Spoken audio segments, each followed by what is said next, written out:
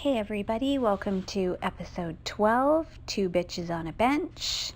It is first episode of 2018. Happy New Year. Bitch number 2 here. Oh.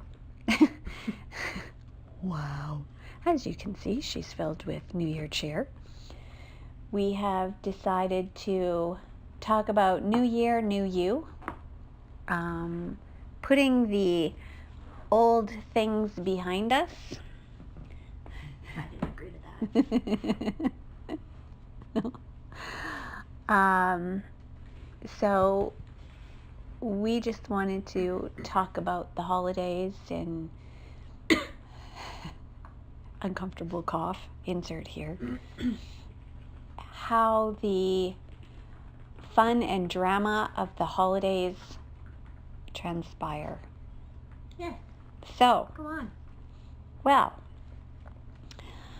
over the holidays, there was a plan to take a road trip and visit, quotes, family, and it didn't exactly work out as planned for several reasons. So the first reason was because actually bitch number 2 got the flu. Yeah, it was pleasant. Yeah, it was terrible. I'm still kind of fighting it off, actually. And yeah, she doesn't make a fun sick person. Takes one to know one. Anyway, special guest appearance by at Woofington's Post. We had planned to make a road trip to visit, again, quotes, family, which did not transpire to work out as the plan. Part of the reason was bitch number 2 caught the flu. Mm-hmm. Another part of the reason was we were hit with severe cold weather, like minus 44 wind chills, which driving across the open prairies is not pleasant. And the third part of the change in plans was drama. Do. So, would you like to lead off with a little bit of the fun that happened? Well, I didn't really...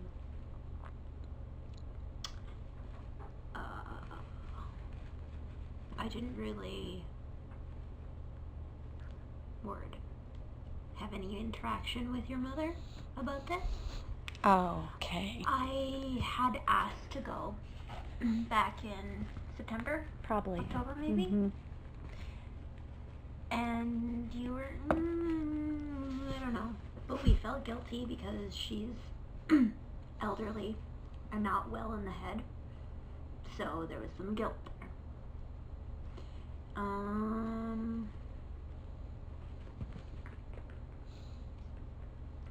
Yeah, so I had, that last week before Christmas, I only worked a full day because I was so sick that I stayed at home 2 days and got sent home 2 days. But I was still holding out that we'd still go because I felt Obligated. bad. Not obligated. It felt like that was the way Christmas was supposed to be. So. Right. So, to pick up where you left off, we were going to do the track, which is about a 7-hour drive, on the 23rd. Mm-hmm. On the 20... Okay, wait, no, let me back up here.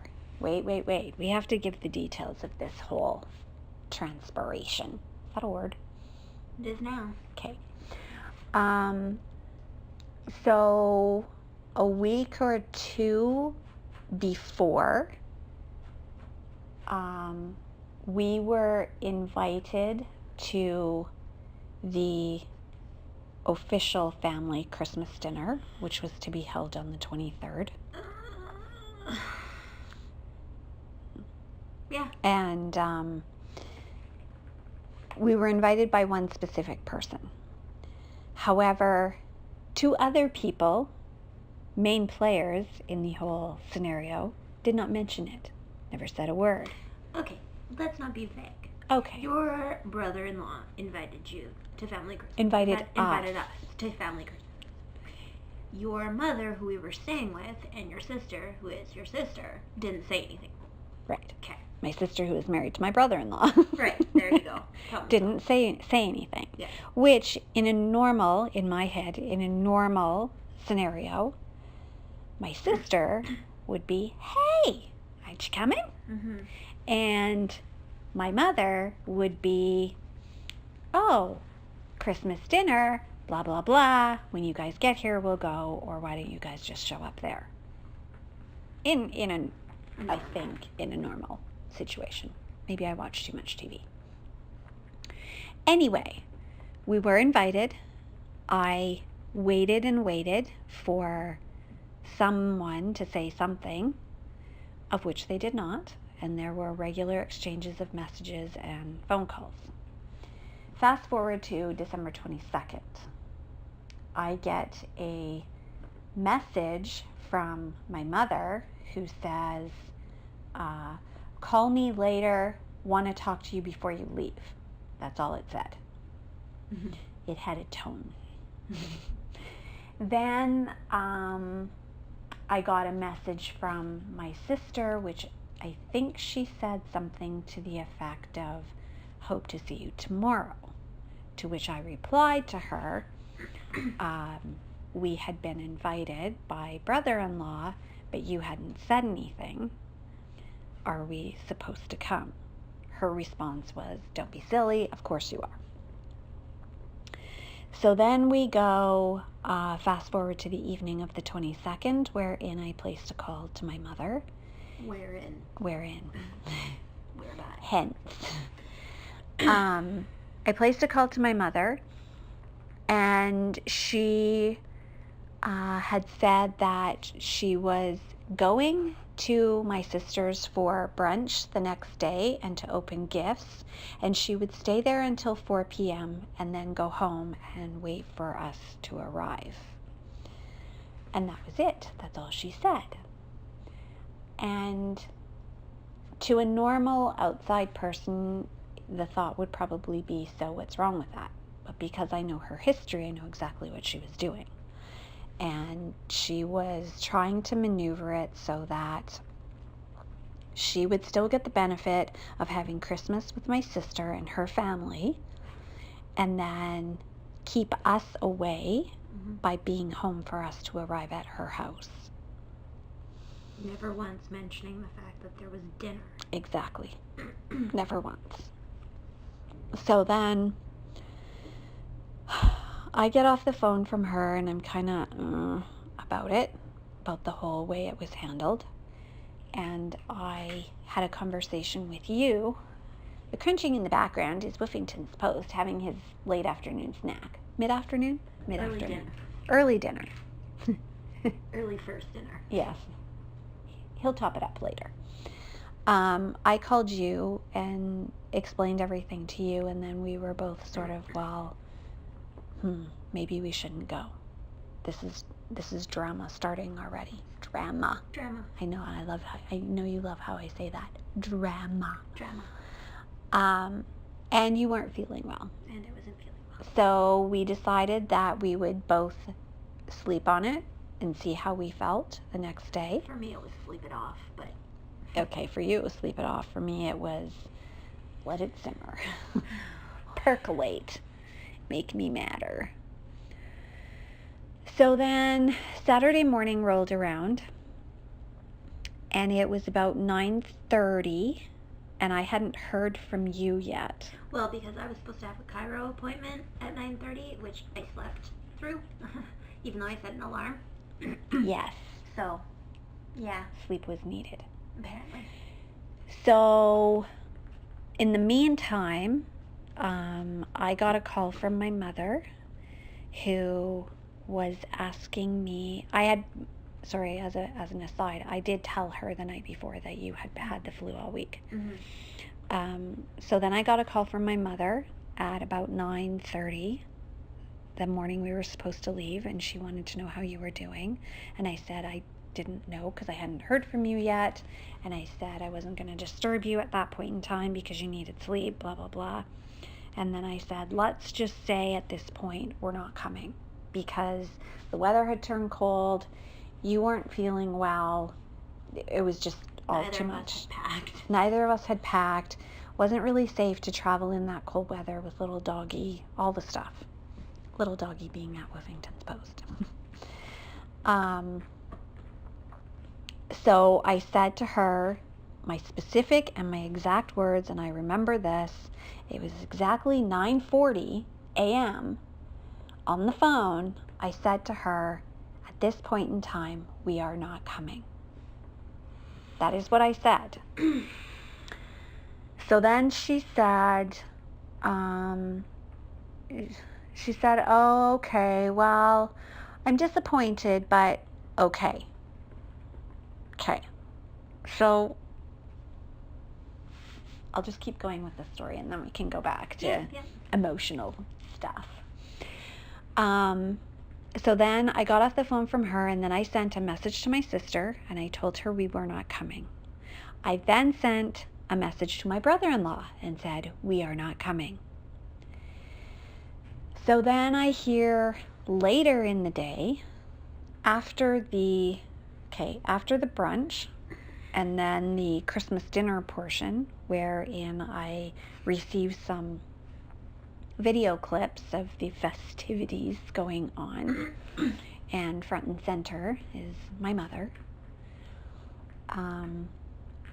Then I got a message from my brother-in-law who had said that my sister told him my mother had been saying the whole time she hadn't heard from us and did not know if we were coming or not. She hadn't heard a word.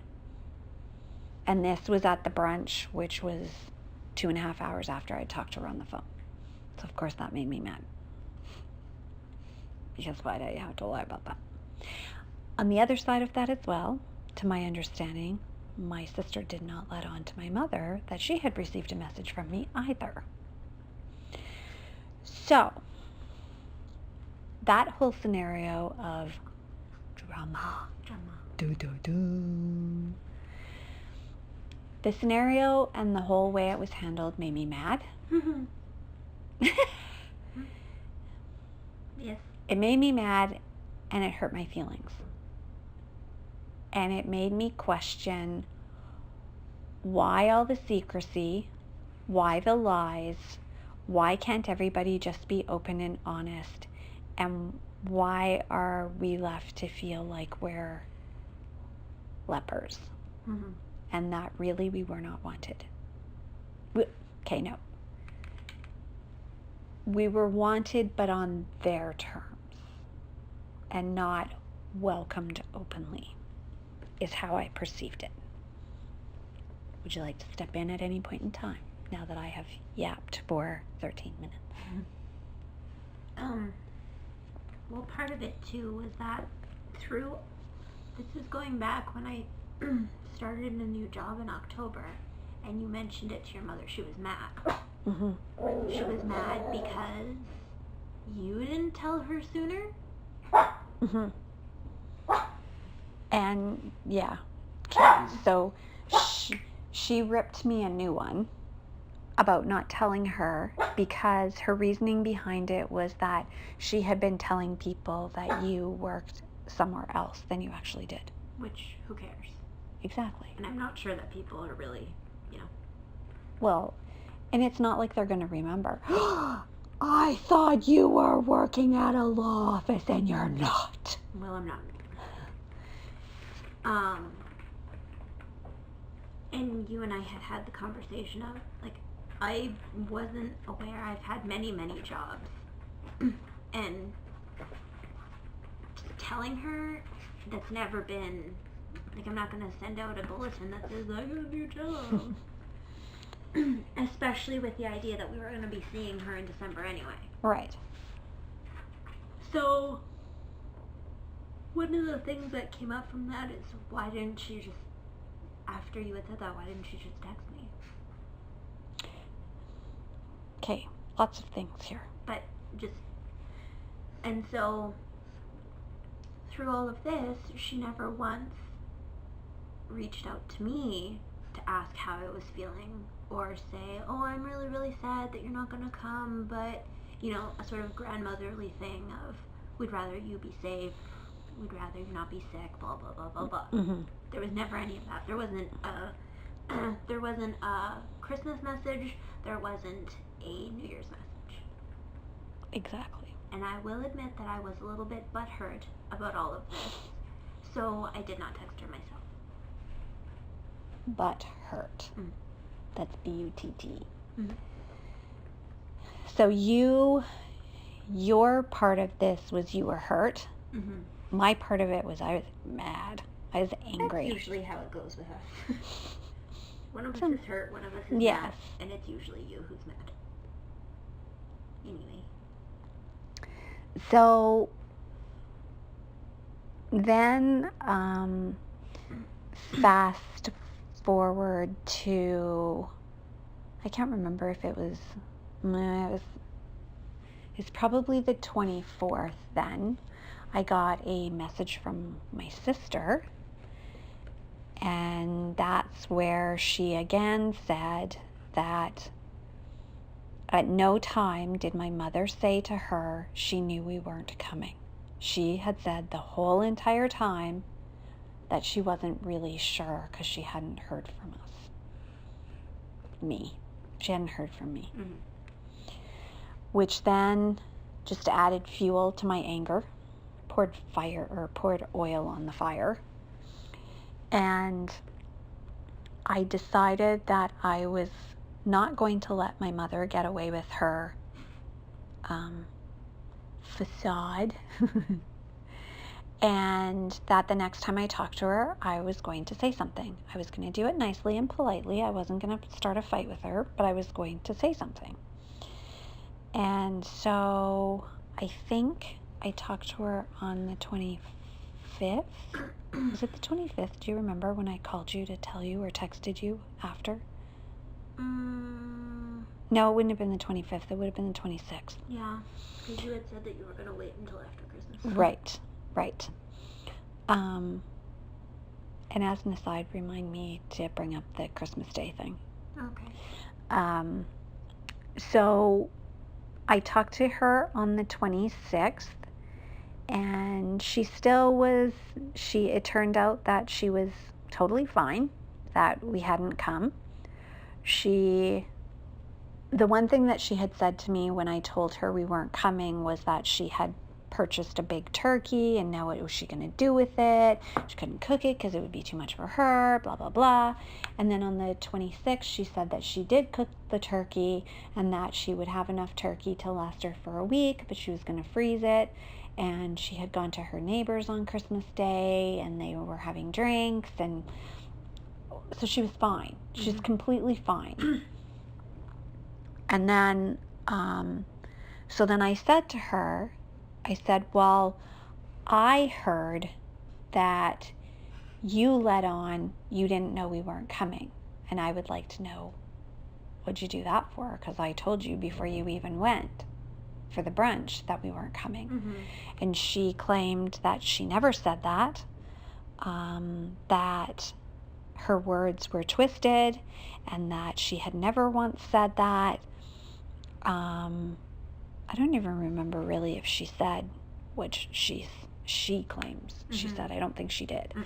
But she had just said that she had never said that, and that her words were twisted, and she essentially blamed my sister and my brother-in-law for not lying, because she didn't use that word, lying, but twisting her words, and that they got it all wrong, and she's not going to say anything anymore, and she's going to stay out of it, and if I want to do my message thing with my sister, to go ahead and do that, and we can keep it to ourselves. And she just went off on this thing, and I said, I've had enough of the drama and the not being upfront and not being open, and I'm not going to do that anymore. And she didn't get mad. She got more defensive than anything. And then she said that she was going to speak with my sister and set things straight with her, because that is not what she said. And then I had a message exchange with my sister, I think the next day, and all she said was that our mother had just kept saying that she hadn't said that. She hadn't said that she didn't hear from me at all. She didn't say that at all. And that was kind of the end of it. So, yes, if only our listeners could see bitch number 2's face right now. She's blowing smoke in frustration. And that's exactly how I felt. Just as an aside, insert aside here, on Christmas Day, we ended up driving around to find a Denny's that was open, which we finally did in the warehouse district. Mm-hmm. And we had Christmas dinner at Denny's, which was actually busy. And there was a lovely older gentleman who was having dinner alone at the table beside us, and we overheard him telling the waitresses that his wife was in the hospital. Had been in the hospital. Wasn't she still? No, she was home. Oh, right. She had been in the hospital. I guess they're regulars at this particular Denny's, and they hadn't seen them for a while, and so he was telling them that his wife was in the hospital, and the head waitress was going to pay for dessert for him to take home to his wife. And so we decided to pay for his Christmas dinner, just as a gesture of niceness, Christmas cheer. And it was a lovely experience. I think my heart grew 6 times that day at that particular moment. He was very, very grateful and pleasant, and he came over to the table to thank us, and he said that it had been a horrible year for him and his wife, and he was very grateful for the kindness, and it was just a nice thing that if anything came out of this whole Christmas event, it was that it was heartwarming. And then when we were driving back home to our respective homes, and I had said to you, what if we had told your mother about how it was nothing. It was nothing to buy a Denny's Christmas dinner for this guy. Yeah. And it didn't break the bank. It was simple. And yet, what was your response when I said, could you imagine? I didn't even say what would her response be. I said, could you imagine what her response would be? Because we know it wouldn't be positive. No, I think I said a few insert explicitive here. And then I said her response would be, will you never do anything like that for me? Or something to the effect of she would make it, she would turn it around and make it about her and how she was gypped. Somehow she was gypped. Which then got us talking about the time that guy bought her groceries. Yeah. So there was a time that she was at the grocery store, and the man in line behind her decided to do a pay it forward event, and he paid for her groceries. Aww. And when she was telling me about it, instead of being, wasn't that a nice thing for him to do, she said, oh sure, it was just a small few things that I bought instead of being a great big order. That was her response, and I thought, oh my God, Mother, why? Why cannot you not be thankful, grateful, or positive about anything? She is the most negative person I have ever come across, and my fear is I'm going to turn out like her. Yes, mine too. I mean, for me. Not for you. Well, partially for you, but... Anyway, notice she doesn't say, oh, no, you're not. You're nothing like your mother. Well, you're not like your mother at all. There are some things that come out where I have to say to you. That's your mother talking. Yeah. Yes, this is true. Even just the other day that happened. But,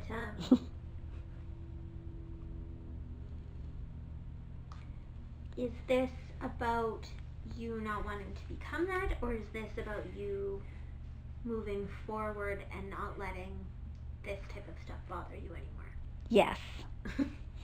So, Well, how long do you have? No, I'm saying that for both. Me too, because I let things bother me. This stuff like this doesn't necessarily bother me. you 'cause actually, I know, you took this way better than I did. yeah. Well, I was upset. I was bothered by the fact that it was just like, oh, okay, you guys aren't coming. Cool. Okay, bye. Well, and the thing that it didn't cross my mind at first, and you brought it up, was the fact that she never once sent you a text to say, how are you feeling? I hope you get better. Yep. Best you stay home, be safe, be warm, Yep. blah, blah, blah. So the grand scheme of things, going forward into a new year and trying to be in a better place and shake off the bad juju. I don't want to be like that. I don't want to become a constant negative. Mm-hmm. And my fear in that is, okay, first of all, everybody always says daughters become their mothers. No. Yeah, tell me about it. Does it have to be both daughters? Can't my sister become her mother? She already is. It's true. There's that, and the fact that in my head, I can take things and mull them around in my head for so long and put so many spins on them.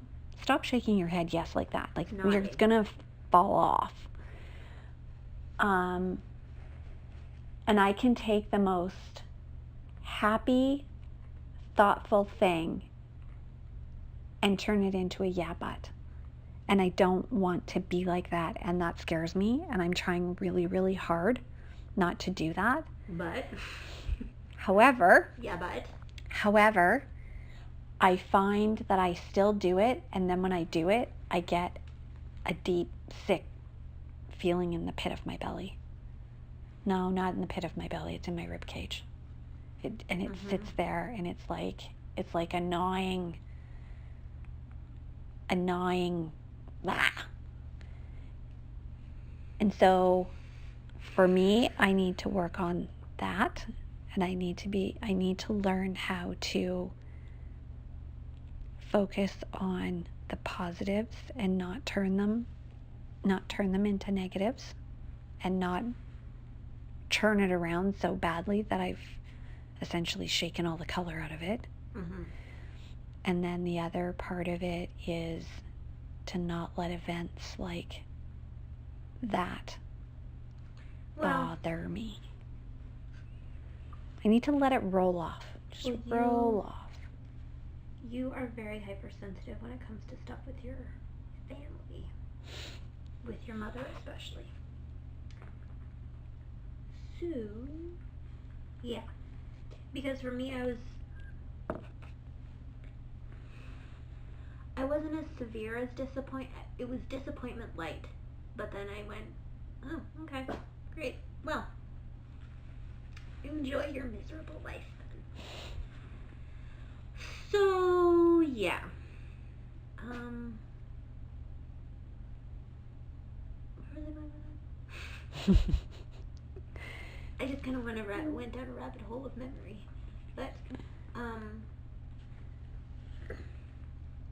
how did you get yourself to a point where things like that don't affect you as deeply? I know what she's like.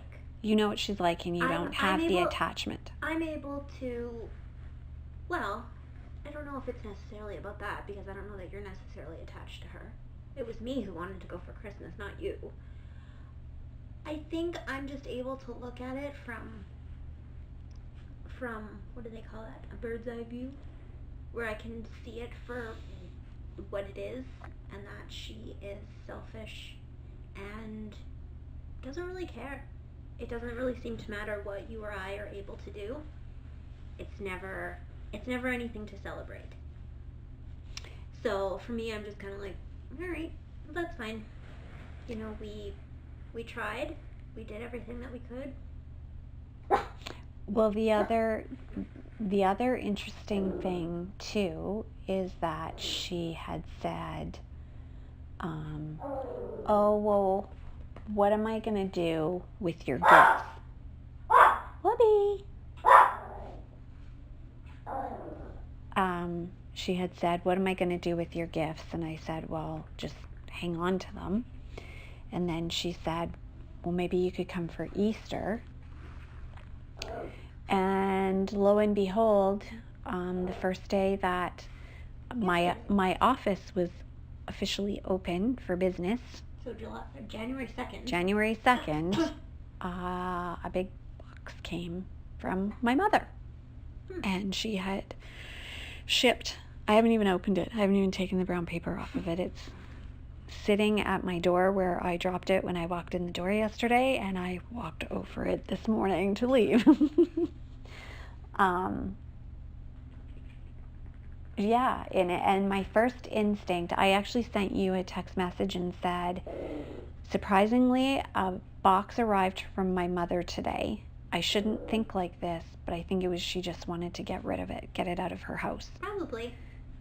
She's probably torn down the Christmas tree, if she even had it up. She did. She said she had it up, but yeah, by now she would have it down for sure. I'll be back to business as usual. But in her hoarding situation. Okay, well here's the next thing. New Year's came and went, and in the past, when my father was still alive, oh Papa, they always used to call at midnight. Always, always, always on New Year's Eve. There would be a whole bunch of messages, you know, Happy New Year, blah, blah, blah, and then there would be a call, and then there would also be a call in the morning on New Year's Day. Nothing. She didn't send a message. She didn't, nothing. Nothing. And then I send her a picture of at Woofington's Post every morning. And I sent her one on New Year's Day with a Happy New Year, and it took her a while, and then she replied and said Happy New Year. And it was just, I don't know, I guess I just feel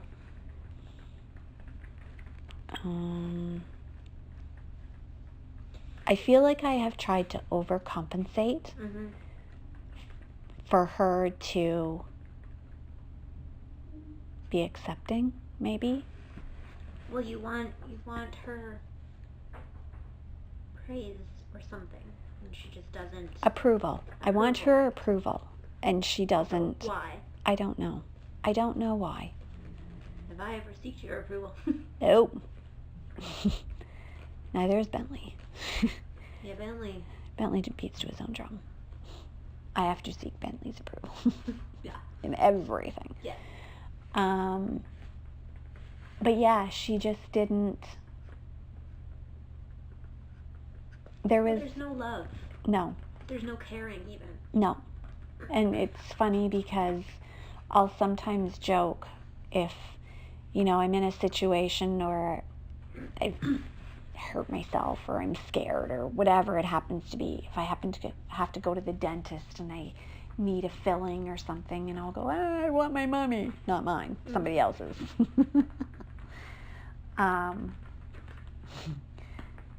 But there was something that, I think it was when I was getting ready to wrap Christmas gifts, and I sent you a message. I don't know if I sent you a picture or not, and I said, here's X amount of dollars, and it looks like nothing. Yeah. And you kind of did, you sent me one of those wide-eyed smileys. And it was either the rolling eyes or the straight-faced one with the big eyes. Yeah, and you said, you've overspent. What did you say exactly? You said something about I overspent, and then you said something about it in the past and how I've always tried to do more. And for what? Because she doesn't appreciate it. Well, I think you had sent me the picture of all the stuff you bought and the dollar value, and then you said, "Oh, I feel like I should get her like a Tim Hortons or a McDonald's gift card for coffees." And you had said something like $50 or $100 on top of what you had already spent. And I said to you that it was crazy Mm-hmm. that you've already spent more than enough and that it won't matter anyway. I think it's something to that effect, which sounds awful. It does sound terrible, but I guess the whole point of that is, why do you keep spending? Why? You like, it's interesting because you throw a lot of money, like it's almost like there's no amount of money that you wouldn't spend on them, and even now her, less so maybe now, but you would even still think that by spending a lot that she's going to all of a sudden be grateful and happy and, "Oh, you're the sun and the moon, you're the bees and eels, you're the cat's meow." Top girl. Yeah. It's not gonna happen. Because she has always placed so much value on money. I think that's probably why I do it. Mm-hmm. And it does not work for me. I will never gain her approval. And I don't know why in the deep corners and cockles of my mind why I'm looking for that anyways now. Because I don't need it. But I need to figure out how to leave that behind. Mm-hmm. And that's the purpose of this podcast, after we've explained the whole situation and we're already well into a podcast. Mm-hmm. So, therapy lesson. How do I do that? Dead silence. Well, alrighty then. I don't know. That might be a therapy question.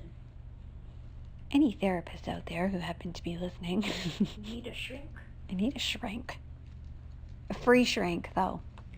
Don't be cheap. Okay, fine. Fine. Don't be cheap. Go see a shrink. Work through your mommy issues. Ooh, that sounds terrible. But I do have mother issues. Mother issues. So for any of the listeners out there who may have some advice, any comments are welcome. Please and thank you. And I guess the next portion of this is going forward into 2018. How to be like a dog. How to be like at Woofington's Post. Or really any dog. Really any dog. Beat your own drum. Be the cutest thing on the face of the earth. And not care. And have everybody dote on you.